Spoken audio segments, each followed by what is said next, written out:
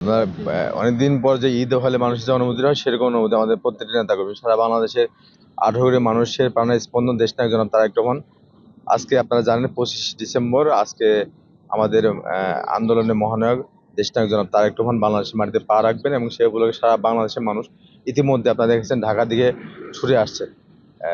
একদম টেকটা থেকে তেঁতুলিয়া রূপসা থেকে পাথুরিয়া সমস্ত অঞ্চল থেকে সমস্ত প্রান্তিক পর্যায়ে মানুষ আজকে দেশ নায়ক জনাব তারেক রহমানকে অভিনন্দন এবং শুভেচ্ছা জানানোর জন্য আজকে ঢাকা চলে আসছেন।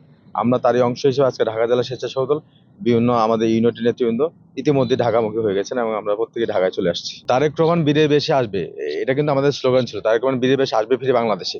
এই স্লোগান কিন্তু আমাদের নেতা তারেক রহমানকে ঘিরে সারা বাংলাদেশে 18 কোটি মানুষের স্বপ্ন ছিল এবং সেটি বাস্তবায়ন করার জন্য আমাদের নেতা তারেক রহমান বাংলাদেশের মানুষের 18 কোটি মানুষের দেশ গড়ে করার দেশ গড়ার পরিকল্পনা নিয়ে বিএনপি রাষ্ট্র মেরামতে 31 দফা নিয়ে বাংলাদেশের মানুষের উন্নয়নের গল্পে যে স্বপ্ন দেখেছেন সেই স্বপ্নদ্রষ্ট হয়ে মানুষের ভাগ্য উন্নয়নের জন্য তিনি আসছেন এবং তিনি বীরে বেশে বাংলাদেশে ফিরবেন এবং বাংলাদেশের মানুষের মেহনতি মানুষের সমস্ত মানুষের আশা আকাঙ্ক্ষা মূর্ত প্রতীক হিসেবে দেশ নায়ক জনাব তারেক রহমান বাংলাদেশের মাটিতে আবির্ভূত হবেন বলে আমরা মনে করি।